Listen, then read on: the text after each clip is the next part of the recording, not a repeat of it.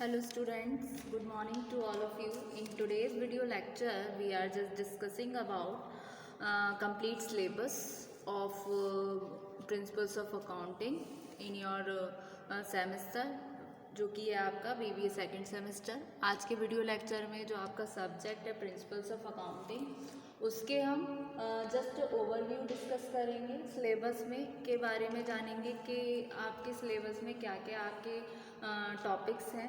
ठीक है, तो मैं बता देती हूँ आपको, ये आपका एक न्यूमेरिकल सब्जेक्ट है जो प्रिंसिपल्स ऑफ अकाउंटिंग है। इसमें आपकी टोटल 5 यूनिट्स हैं। सब्जेक्ट कोड है आपका BBA and 204 BBA second semester में। ठीक है, तो प्रिंसिपल्स ऑफ अकाउंटिंग में आपकी यूनिट फर्स्ट है। यूनिट फर्स्ट क्या कहती है? यूनिट फर्स्ट में है आपके accounting standards in India. Accounting standards क्या है, जो हमने बेसिकली पढ़ रखे हैं। अकाउंटिंग स्टैंडर्ड 11th-12th में भी आपने पढ़े होंगे। एक तरीके से एक रूल्स हैं, नियम हैं जो कि फ्रेम किए गए हैं एक्सपर्ट कमेटी के द्वारा। किस रिलेशन में? जहाँ पर रिकग्निशन है, मेजरमेंट है, डिस्क्लोजर है फाइनेंशियल इंफॉर्मेशन का, जो किसी ऑर्गेनाइजेशन के रिगार्डिंग है, यानी कि जो एंटरप्राइज है उसके रिगार्डिंग। और डिस्क्लोजर है आपके फाइनेंशियल इंफॉर्मेशन का जब भी हम प्रिपेयर करते हैं फाइनेंशियल स्टेटमेंट को उसके समय। ठीक है, और बेसिक ऑब्जेक्टिव क्या होता है आपके जो आपका अकाउंटिंग स्टैंडर्ड है, इसका जो मूलभूत उद्देश्य है वो ये है कि स्टैंडर्डाइज करता है अकाउंटिंग प्रिंसिपल्स को, जो हमारे लेखांकन की जो सिद्धांत हैं उनको स्टैंडर्डाइज करता है, पॉलिसीज़ को, इस व्यू के साथ कि वो लेकर आए एक कॉमन अप्रोच प्रिपेयर करने में फाइनेंशियल स्टेटमेंट को। ठीक है, तो अकाउंटिंग स्टैंडर्ड जो है इसका एम ये भी है कि ये प्रोवाइड करता है वैल्यूएशन नॉर्म्स और डिस्क्लोज़र करता है रिक्वायरमेंट्स को in respect of certain specific transaction और इवेंट। जो स्पेसिफिक ट्रांजेक्शन बोला गया है और जो इवेंट्स बोले गए हैं, एक तरीके से एग्जांपल दिए जा सकते हैं। जैसे जहाँ पर हम वैल्यूएशन करते हैं इन्वेंट्रीज़ का, मतलब जहाँ पर हम स्टॉक का वैल्यूएशन कर रहे हैं वो। और जो अकाउंटिंग स्टैंडर्ड्स हैं वो हेल्प करते हैं प्रेजेंट करने में एक सत्य और एक उचित व्यू, यानी कि true and fair view of the operations और financial positions of an enterprise in its financial statements. ठीक है, तो ये हो गए आपके अकाउंटिंग स्टैंडर्ड्स इन इंडिया। अब बात करते हैं, आगे आते हैं आपके कॉन्सेप्ट ऑफ गैप के बारे में। गैप क्या है? गैप है जनरली एक्सेप्टेड अकाउंटिंग प्रिंसिपल्स। ये भी आपने 11th-12th में पढ़े होंगे। तो जो फाउंडेशन होती है, जो नींव होती है अकाउंटिंग की, वो कंसिस्ट होती है एक तरीके से सेट ऑफ अकाउंटिंग प्रिंसिपल्स, जो जाने जाते हैं आपके जनरल एक्सेप्टेड अकाउंटिंग प्रिंसिपल्स के नाम से। और डेवलप करने के लिए स्टैंडर्ड्स को कमिटी फॉर्म हुई, जिसने एक्सपोजर किए ड्राफ्ट का एक्सपोजर किया, प्रिपेयर किया। जब ये सर्कुलेटेड हो गया अकाउंटिंग, फाइनेंशियल और बिजनेस कमिटीज़ में, उसके बाद में जब इसका अप्रूवल हुआ इन ड्राफ्ट्स का, तब ये बन गए आपके प्रिंसिपल्स, तब ये बन गए आपके स्टैंडर्ड्स। तो जो सिक्योरिटी एक्सचेंज कमीशन है वो डेवलप करता है रेगुलेशन को, स्टैंडर्ड्स को फाइनेंशियल रिपोर्टिंग के लिए, जो कि पब्लिकली हेल्ड कंपनीज़ हैं, जो फर्म है जो कहीं ना कहीं सेल कर रही हैं अपने बॉन्ड्स को और डिफरेंट टाइप्स की अदर टाइप्स की सिक्योरिटीज़ को इन US में। ठीक है, तो ये हुए आपके गैप।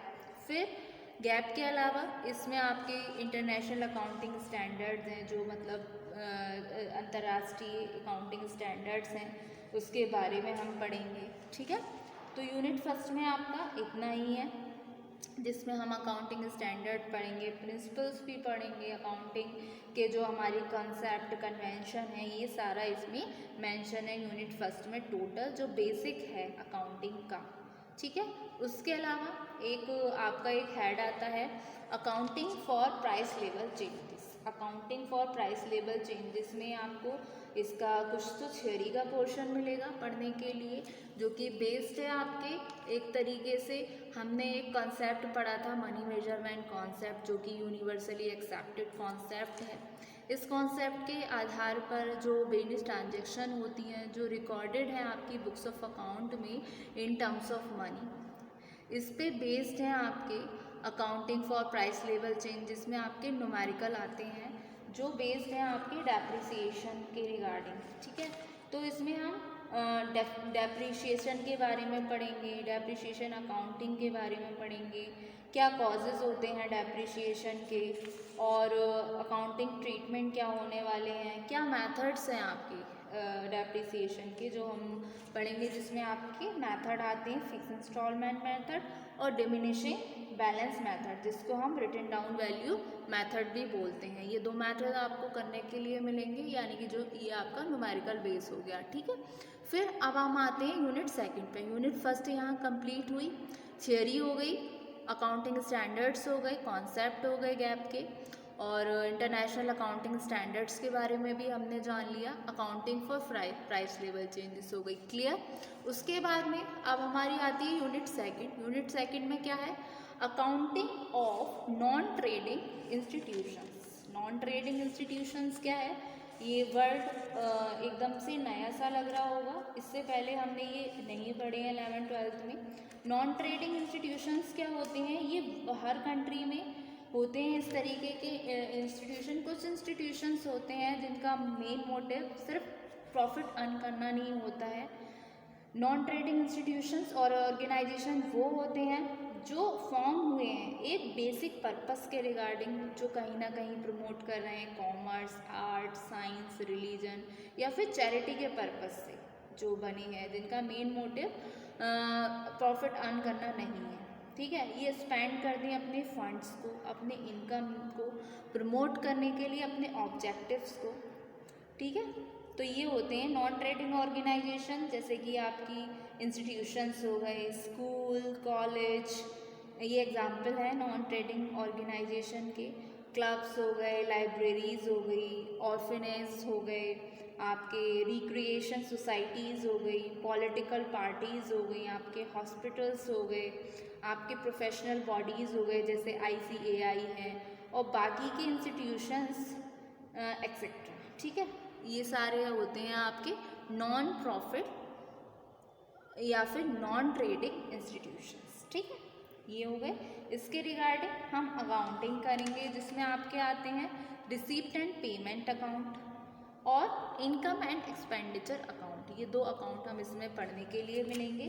ठीक है, ये क्लियर हो गया। फिर आता है आपका जॉइंट वेंचर। जॉइंट वेंचर क्या है, एक तरीके से शॉर्ट टर्म पीरियड के लिए, कुछ लिमिटेड टाइम पीरियड के लिए पार्टनरशिप का ही है, मतलब इसको शॉर्ट फॉर्म की पार्टनरशिप बोल सकते हैं। जैसे 2 महीने के लिए, 3 महीने के लिए कोई 2 पर्सन हैं, उनको कोई काम निकालना है, यानी कि कोई एक प्रोजेक्ट बना जिसमें दोनों पर्सन ने अपना हैंडशेक किया उस पर्टिकुलर ऑब्जेक्टिव के रिगार्डिंग, तो वो जॉइंट वेंचर है। इसमें हम कम से कम अकाउंट बनाते हैं, लाइक इसमें बहुत ही कम अकाउंट बनेंगे, और ये एक शॉर्ट लेवल की आपकी पार्टनरशिप होगी। ठीक है, तो जॉइंट वेंचर जब हम न्यूमेरिकल करेंगे तो और अच्छे से आपको समझ आएगी।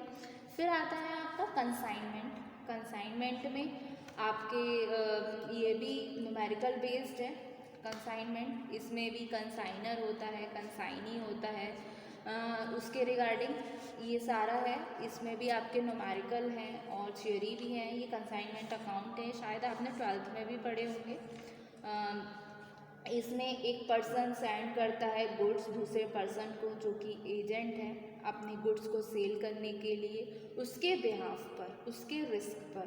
तो जो पर्सन सेंड कर रहा है गुड्स को वो क्या है, वो ओनर है गुड्स का, और person to home these goods are send वो क्या है, वो उस ओनर का एजेंट है। तो इस तरीके के जो गुड्स सेंड हो रहे हैं वो गुड्स सेंड हो रहे हैं ऑन कंसाइनमेंट पे। तो इसमें 2 टर्म है आपकी, कंसाइनर है, कंसाइनी है। कंसाइनर क्या है, सेंडर ऑफ गुड्स, यानी कि जो ओनर होता है गुड्स का। कंसाइनी कौन है, यानी कि वो पर्सन जो गुड्स सेंड कर रहा है फॉर सेल के लिए, वो आपका कंसाइनी है। कंसाइनी वो पर्सन है जो सेल कर रहा है गुड्स को on behalf and risk of another person, जो कौन है आपका कंसाइन। जो हु इज़ द कंसाइनर, और जो कमीशन ले रहा है डूइंग दिस जॉब के लिए वो हो गया आपका, ठीक है, ये सब। तो कंसाइनर में आपके कंसाइनर हो गए, कंसाइनी हो गए, फिर इसमें कमीशन की भी एक टर्म है, कमीशन के भी टाइप्स हैं, उसको हम पढ़ेंगे। और इसमें सिंपल से न्यूमेरिकल है, ज़्यादा टफ नहीं है कंसाइनमेंट, ठीक है।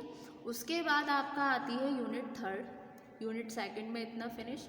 यूनिट थर्ड में आते हैं आपके अकाउंटिंग, जो है बैंकिंग कंपनीज में, मतलब बैंकिंग कंपनीज में किस तरीके से अकाउंट्स प्रिपेयर किए जाते हैं, उसके बेसिस पे कि कैसे हम एक्सेप्ट हो रहा है, डिपॉजिट हो रहा है, किस तरीके से शेड्यूल के according as per banking regulation act के हिसाब से क्या फॉर्मेट है बैलेंस शीट का, वो सारा हम इसमें पढ़ेंगे, ठीक है, जो banking as per banking regulation act के अकॉर्डिंग है।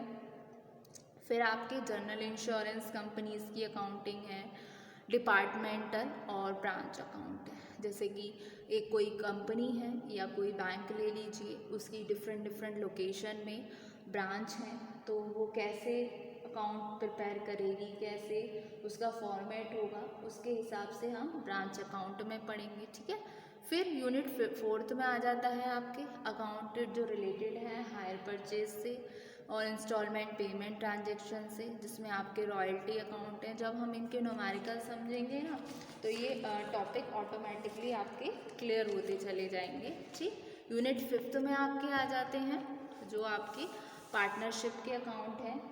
पार्टनरशिप आप बीबीए में फर्स्ट सेमेस्टर में बिजनेस लॉ में भी पढ़ चुके हैं पार्टनरशिप के बारे में, तो उसमें आपने थियोरी पढ़ी थी, इसमें न्यूमेरिकल है। अगर आप पे कॉमर्स स्ट्रीम रही होगी तो आपने उसके न्यूमेरिकल भी किए होंगे, तो पार्टनरशिप अकाउंटिंग इसमें आ जाएगी। और कैसे रिकन्स्टिट्यूशन होता है पार्टनरशिप अकाउंटिंग का, और कैसे एडमिशन होता है किसी नए पार्टनर का, रिटायरमेंट और डेथ पार्टनर की, डिसोल्यूशन ऑफ पार्टनरशिप, ये सारा जिसमें एक्सक्लूडिंग होगी जहाँ पर इंसॉल्वेंट हो रहा है कोई पार्टनर उसके अलावा, ठीक है। तो ये यूनिट 5 तक का हमने डिस्कशन कर लिया आज के वीडियो लेक्चर में, ठीक है। तो अपकमिंग वीडियो लेक्चर में हम यूनिट वाइज यूनिट टॉपिक्स को क्लियर करते चलेंगे। आज जस्ट इसका ओवरव्यू था, अगर आपको नोट डाउन करना है तो आप ये नोट डाउन कर लीजिए, मैं इसको गो थ्रू करती हूँ।